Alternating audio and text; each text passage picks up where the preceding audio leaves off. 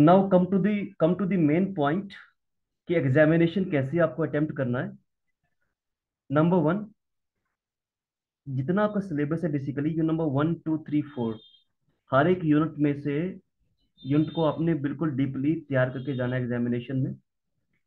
कोई भी ऐसा नहीं रहना चाहिए कि आपको बेसिक अप्लाइड के बीच में कोई कंफ्यूजन हो रही है तो आप समझ नहीं पा रहे हो। आपके पास पूरा मटेरियल है। आजकल पूरे ऑनलाइन बहुत सारा लिटरेचर रहता है, बेसिकली गूगल पे, यूट्यूब पे, आप वहां से भी देख सकते हैं। तो आपके पास मटेरियल की कमी नहीं है इस टाइम कि आप बोलोगे मटेरियल कहाँ से लूँ, है नहीं। तो 21st सेंचुरी में हमारे पास ऑनलाइन प्लेटफॉर्म में अनगिनत मटेरियल है। क्लियर। तो इसलिए अगर आप जब बोलते हो कि हमारे पास मटेरियल नहीं है तो इसका मतलब कहीं ना कहीं आप सर्च नहीं कर रहे हो चीज़ों को। तो इसलिए जो दूसरों पर डिपेंडेंसी है वो कम करनी है। और अपना जो आपके पास मोबाइल फोन है उससे आप बहुत सारी जानकारी हासिल कर सकते हो। जो भी क्लासरूम में आपको लिटरेचर दिया गया बेसिकली उसको आपको रिविजिट करना है प्रॉपरली। हर एक टॉपिक को बिल्कुल क्लियरली अंडरस्टैंड करना है। और बिल्कुल भी उसको जैसे कहते हैं ना, रट्टा नहीं मारना, उसको अंडरस्टैंड करना उसको। अगर आप अंडरस्टैंडिंग करके एग्जामिनेशन में जाते हो, क्वेश्चन कोई भी आए आप अटेम्प्ट करके आओगे। जब आप रट्टा मार के जाओगे ना तो वो फिर भूल जाएगा आपको एग्जामिनेशन में। तो इसलिए प्लीज रिमेम्बर, जो भी बच्चे इसको सुनेंगे बाद में भी, वो इस बात को नोट करें कि एग्जामिनेशन में आपको क्या करना बेसिकली, बिल्कुल प्रिपेयर करके जाना है। हर एक टॉपिक को आपको क्लियर होना चाहिए बेसिकली, हर एक topic.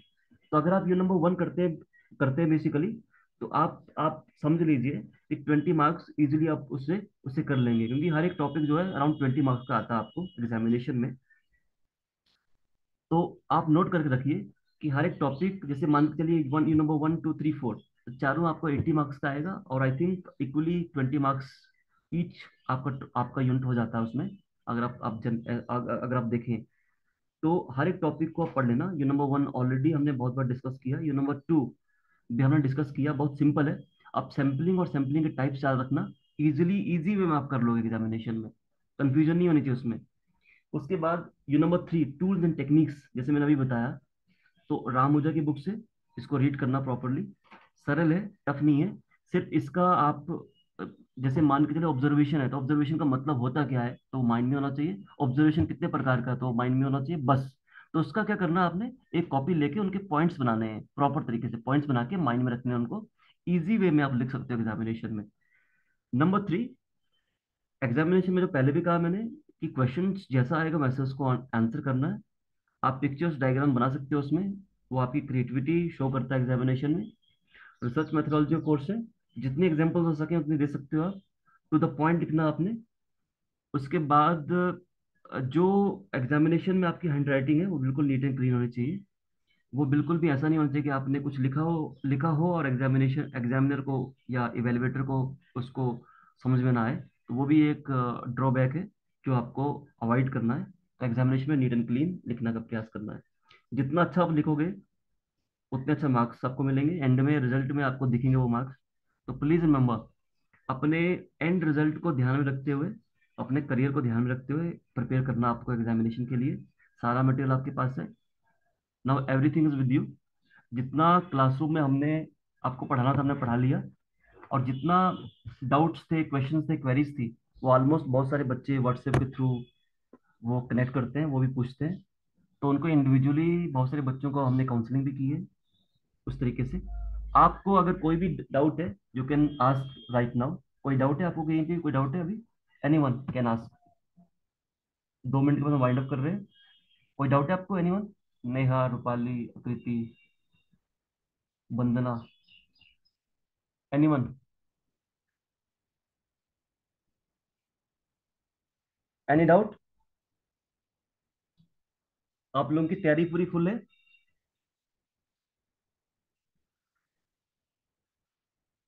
Are you there?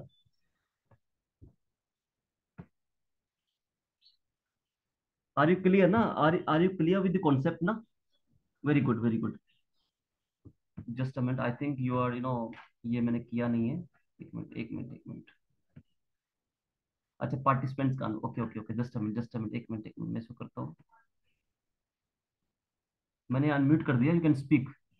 Are you clear with the syllabus? Now you can speak.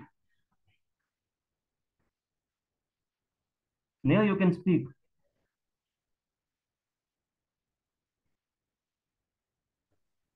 Good afternoon sir. Good afternoon.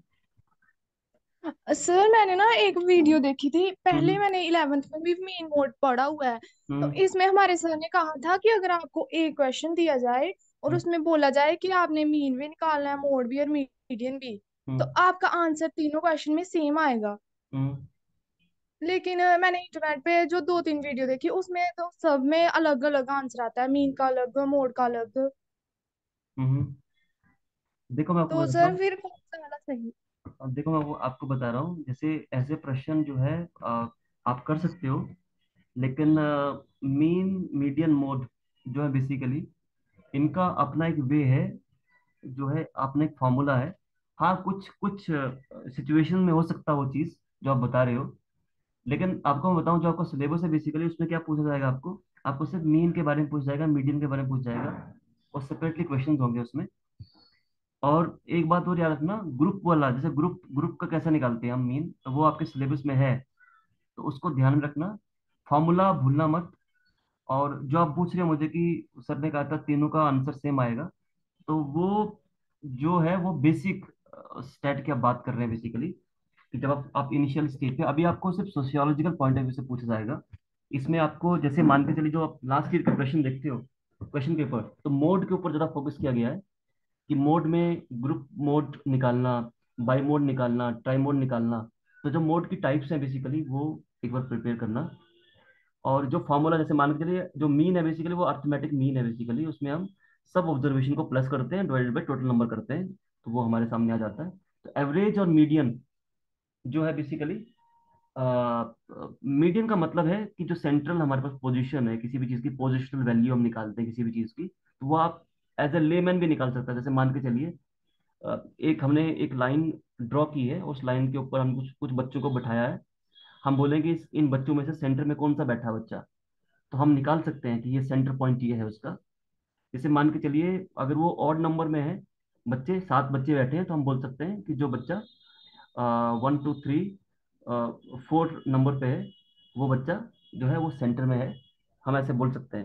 जैसे मान के चलिए 8 बच्चे बैठे हैं, तो सेंटर में कौन सा होगा, तो हम क्या करेंगे, 1 2 3 को इस सेट करेंगे, देन 4 5 को सेंटर में रखेंगे, 6 7 8 को हम वो करेंगे। तो जो 4 5 है ना, उनके बीच में जो है 4.5 जो है, वो इसका मीडियन आएगा। क्यों? क्योंकि वो सेंट्रल वैल्यू वही है 4.5। तो ना तो चार वाला बच्चा सेंटर में, ना तो 5 वाला बच्चा सेंटर सेंटर में, 4 और 5 के बीच में सेंटर में है, तो 4.5 आएगा वहां पे। तो ये याद रखना। तो mean median mode, I think you should be clear with the formulas that already we have discussed in the classroom. This PPT I'm going to share with you right now. You go through it and don't get puzzled with such questions. Stick to the syllabus. एक बात याद रखना, जो last वाला use of computers है उसको उसको दिमाग में रखना, वो भी लॉन्ग आंसर में आ सकता है, तो आपको उसकी भी तैयारी करनी है। वो भी हो सकता है कि मीन मीडियन मोड के उसमें उसका और हो, या कुछ भी हो सकता है, किसी में भी हो सकता है वो चीज़। वो भी एक प्रश्न हो सकता है एग्जामिनेशन में, जो आपको हेल्प करेगा कि बाकी क्वेश्चन को आप स्किप कर सकते हैं, उस प्रश्न को कर सकते हैं। क्योंकि कंप्यूटर्स जो है ना, चार्ल्स बेबेज ने, आप जानते होंगे, डिस्कवर किया, और उसके बाद कंप्यूटर्स जो है वो एक part and parcel of every research बन गया है। आज के टाइम में कंप्यूटर्स के बिना रिसर्च होती नहीं है, रिमेम्बर। और आप देखिए, आपके हाथ में जो मोबाइल फोन है ये भी कंप्यूटर है, छोटा कंप्यूटर बोलते हैं इसको। क्योंकि आप देखते हैं, जो आप इंटरनेट पे करते हैं, किसी साइबर कैफे में जाके या अपने ब्राउजिंग सेंटर में जाके सर्च करते हैं, वही आप इस पे भी कर रहे हैं बेसिकली। लेकिन वहां पे क्या है, ब्राउजिंग सेंटर में बैठ के या कंप्यूटर पे बैठ के या डेस्कटॉप पे बैठ के आपको थोड़ी कंफर्टेबिलिटी मिलती है, कंफर्टेबल हो जाते हैं वहां पे, आप टाइपिंग कर सकते हो। लेकिन यहाँ पे आप वो चीज़ थोड़ा नहीं कर सकते। लेकिन दोनों सेम है बेसिकली, कोई डिफरेंट नहीं है। Just a minute. तो इसलिए please remember, you should be clear with the formulas, you should be clear with the questions, and also remember your your question can come on computers also, use of computer in social research, remember। Clear हो गया? तो अभी puzzle नहीं yes होना, sir. अभी puzzle नहीं होना, अभी जितना जानकारी है, जितना पढ़ा है, उतना उतना रिपीट करना, बार बार उसी को पढ़ना। अभी ऐसा नहीं कि किसी ने कुछ कहा है आपको और आप उसको रिपीट कर रहे हो, ऐसा नहीं। जितना पढ़ा आपने उसी को रिवाइज करना है, उसी में से आपको प्रश्न आएंगे एग्जामिनेशन में। U नंबर 1 में से भी आएंगे, 2 में से भी आएंगे, थर्ड 3 में से भी आएंगे, 4 में से भी आएगा। जो बच्चे सैम्पलिंग डिटेल में पढ़ेंगे उनको सैम्पलिंग में से प्रश्न 100% आएंगे, वो अटेम्प्ट कर सकते हैं। जो बच्चे टूल्स एंड टेक्निक्स में को पढ़ेंगे डीपली, जैसे मान के चलिए ऑब्जर्वेशन है, इंटरव्यू है, ये 2 प्रश्न बहुत इंपॉर्टेंट है लॉन्ग आंसर के लिए। बाकी वाले शॉर्ट आंसर में आ सकते हैं, जो मेरी अंडरस्टैंडिंग ऑब्जर्वेशन है मेरी। लेकिन जो बच्चे इनको इनको डीपली पढ़ेंगे वो आएंगे, उसमें 100% आएगा। और कंप्यूटर्स में से भी क्वेश्चन होगा, क्योंकि 21st ये सेंचुरी है, और इसमें कोविड-19 के बाद कंप्यूटर्स का रोल बहुत बड़ा है, तो इसलिए कंप्यूटर्स में भी से भी प्रश्न हो सकता है, तो इसको भी आप डीपली देखें। Any other question from anyone? Last 1 minute, if there is any questions you want to ask, Vivek, you are joining right now, you can ask if you are having any doubt. Material सब कुछ है आप लोगों के पास, रीमा और any other. if you people are having any doubt, you can ask me right now. No? तो last आपको सुझाव है मेरा, जितना पढ़ा है अभी तक उसी को रिवाइज करना है, बार बार रिवाइज करना है, क्योंकि देखिए कल एग्जामिनेशन आपका, टुमारो। Yes sir. ओके, कल एग्जामिनेशन है, देखिए टाइम बहुत लिमिटेड है, इसलिए इसमें स्ट्रेस लेने का जरूरत नहीं है। जितना पढ़ा उसको रिवाइज करना है, और जितना आप अपने माइंड को फ्री छोड़ेंगे उतना अच्छा लिख पाएंगे एग्जामिनेशन में। और जितना रिलेट करेंगे आप अपने टॉपिक को सोसाइटी के साथ, या सोसाइटी में जो चीजें हो रही हैं उसके साथ, उतना आप अच्छा एग्जाम्पल साइट कर सकेंगे इसमें इसमें और जो मैंने आपको पढ़ाया बेसिकली, जो पहले कोर्स पढ़ाया, जैसे जैसे सोशियोलॉजी पढ़ाई फर्स्ट सेमेस्टर में, सोसाइटी इन इंडिया पढ़ाई है बेसिकली, उसको भी आपको ध्यान में रखना, बेसिकली इंडियन कॉन्टेक्स्ट को। बहुत सारी चीजें आप रिलेट कर सकते हो अपने आंसर्स में, रिसर्च में। जैसे रिसर्च के बारे में लिखोगे तो उसमें आप बहुत सारे एग्जाम्पल्स दे सकते हो, तो उससे क्या हुआ, आपके आपके क्वेश्चन का वेटेज बढ़ेगा। लेकिन याद रखना, ऑब्जर्वेशन के बारे में लिख रहे हो तो डेफिनेशन भी होनी चाहिए आपके पास, एक या दो इंटरव्यू की डेफिनेशन होनी चाहिए। सारा आपके पास अवेलेबल है। You are having internet with you, you are having the material that already have been shared with you during the classroom session, or yesterday, before yesterday also, और कल भी मैंने कुछ मटेरियल शेयर किया आपके साथ, तो सारा मटेरियल आपके पास है। इसलिए अब मन को अपने, आज बिल्कुल अपने उस बुक को देखना है, मटेरियल को देखना है, बिल्कुल अपने पॉइंट्स नोट करने हैं, और कल एग्जामिनेशन में एक्सेलेंस, मतलब एक्सेलेंट करना है एग्जामिनेशन में परफॉर्म, और बिल्कुल स्ट्रेस के बिना। क्वेश्चंस कोई छोड़ना मत, हर क्वेश्चन को अटेम्प्ट करना।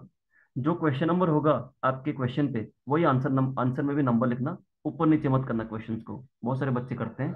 और क्वेश्चन नंबर जो होगा वही आंसर नंबर भी होगा आपका, उसको उसमें कोई वेरिएशन नहीं होनी चाहिए।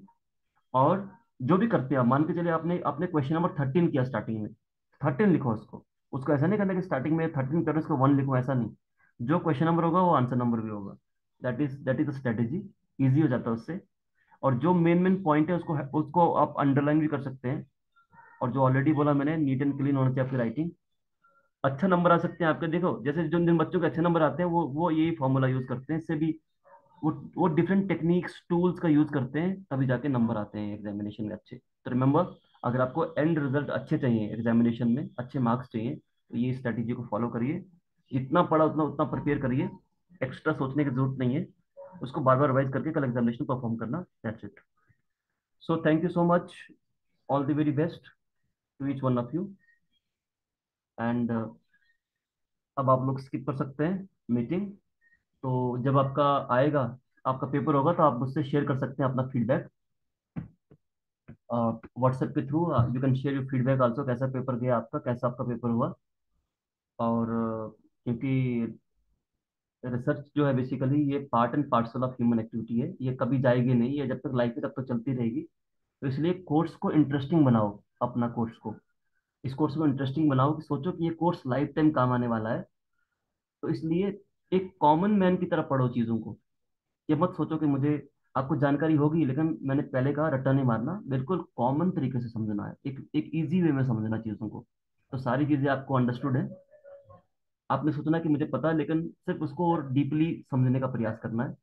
जो टेक्निकलिटीज हैं किसी भी क्वेश्चन में, उसको नोट करना है। जैसे मान के चलिए सैम्पलिंग के अंदर टेक्निकलिटीज क्या है, कि सैम्पलिंग क्या है और कितने प्रकार की है, तो वो पहले ड्रॉ करना उसको एक कॉपी पे।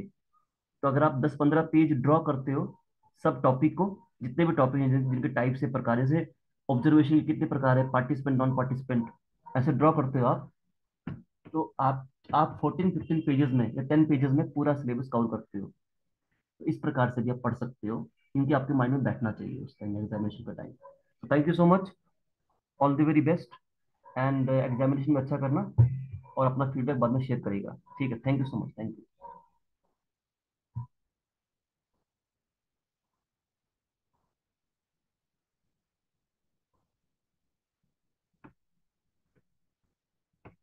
विवेक, फिफ्थ सेमेस्टर का कोई पता नहीं अभी, फिफ्थ फिफ्थ सेमेस्टर में कौन पढ़ाएगा अभी, वो टाइम डिसाइड करेगा।